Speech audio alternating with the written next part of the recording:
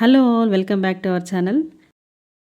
ఇవాల్టి వీడియోలో పాలపైన ఉన్న మీగడతో ఇంట్లోనే ఈజీగా నెయ్యి ఎలా ప్రిపేర్ చేసుకోవాలో చూసేద్దాం. ఈ నెయ్యి తయారు చేసుకునే విధానాలైతే చాలా ఉంటుందండి. ఒక్కొక్కరు ఒక్కొక్క స్టైల్‌లో చేస్తుంటారు.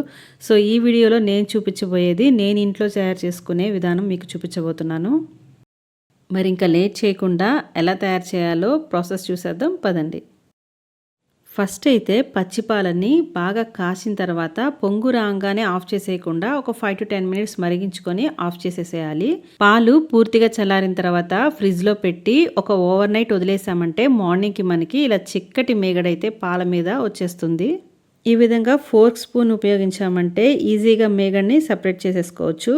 ఇలా సెపరేట్ చేసుకున్న మేగడ్ని ఫ్రిడ్జ్లో స్టోర్ చేసుకోవాలి ప్రతిరోజు కూడా. ఇక్కడ చూస్తున్నారు కదా, ఇక్కడ మొత్తం 2 వీక్స్ మేగడ నేను ఫ్రిడ్జ్లో స్టోర్ చేసుకుని తీసుకున్నాను. ఇలా కలెక్ట్ చేసుకున్న మేగడనైతే ఈవినింగ్ నెయ్యి కాయాలనుకుంటే మార్నింగే తీసి ఫ్రిడ్జ్లో ఇంచి బయట పెట్టేసుకుంటాను. ఇది పాల మీద మేగడ కాబట్టి ఇందుట్లో ఒక 2 స్పూన్స్ పెరుగు కలిపి మార్నింగ్ పెట్టేసుకుంటే ఈవినింగ్కి కరెక్ట్గా ఉంటుంది. నెక్స్ట్ ఒక మిక్సీ జార్ తీసుకొని అందుట్లో మనం కలెక్ట్ చేసి పెట్టుకున్న మేగడ్ని వేసుకోవాలి. ఇక్కడ మిక్సీ జార్లో ఫుల్గా వేసేయకుండా ఒక పావు వంతు వరకు వేసుకోవాలి మేగడ్ని.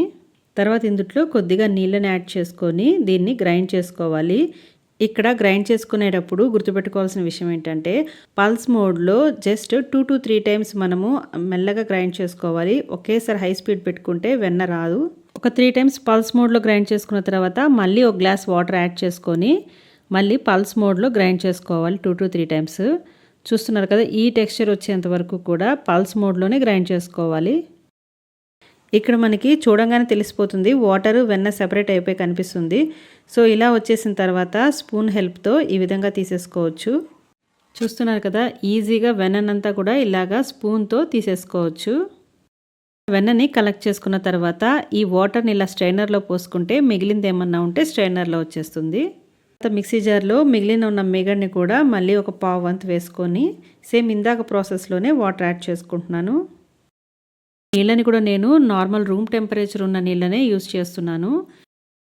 తర్వాత ఇలాంటి టెక్స్చర్ వస్తుందన్నమాట. సో నెక్స్ట్ దీంట్లో మళ్ళీ ఇంకొంచెం వాటర్ని యాడ్ చేసుకొని మళ్ళీ ఒక 2 to 3 టైమ్స్ పల్స్ మోడ్లో గ్రైండ్ చేసుకోవాలి. చక్కగా మీగడ చూస్తున్నారు కదా, ఇలా సెపరేట్ అయిపోయి వాటర్ సెపరేట్ అయిపోయి కనిపిస్తుంది. మీరు కావాలనుకుంటే ఇట్లాగా ఒకేసారి స్ట్రైనర్లో పోసుకుంటే మనకి వెన్న అనేది సెపరేట్గా వచ్చేస్తుంది స్ట్రైనర్లో. సో ఈ ప్రాసెస్లో అన్నా చేసేసుకోవచ్చు. ఇలా మొత్తం అంతా వేసేస్తే స్ట్రైనర్లో మిగిలిన వాటర్ అంతా మనకి అడుక్కొచ్చేస్తుంది అనమాట. తర్వాత ఇక్కడ నేను గిన్నెలో చల్లటి నీళ్ళని తీసుకున్నాను, కూల్ వాటర్. ఇందులో మనం ఇందాక తీసి పెట్టుకున్న వెన్నని మొత్తం కూడా యాడ్ చేసుకోవాలి. ఇలా కూల్ వాటర్లో బటర్ మొత్తం కూడా వాష్ చేసి తీసేసుకోవాలి. చూస్తున్నారు కదా, మనకి వెన్న చక్కగా వచ్చేసింది. ఇదే ప్రాసెస్లో మనము తీసుకున్న వెన్న మొత్తం కూడా క్లీన్ చేసుకొని ఇలా ఒక ప్లేట్లో తీసేసుకోవాలి. ఇలా నేను బ్యాచెస్ వారీగా తీసుకున్న వెన్నని మొత్తం కూడా ఒక ప్లేట్లో కలెక్ట్ చేసుకున్నాను. మీరు కావాలనుకుంటే ఏ గిన్నెలో అయితే మీరు నెయ్యి కాయాలనుకున్నారో సేమ్ అదే గిన్నెలోనే ఈ బటర్ వేసేసుకోవచ్చు డైరెక్ట్గా.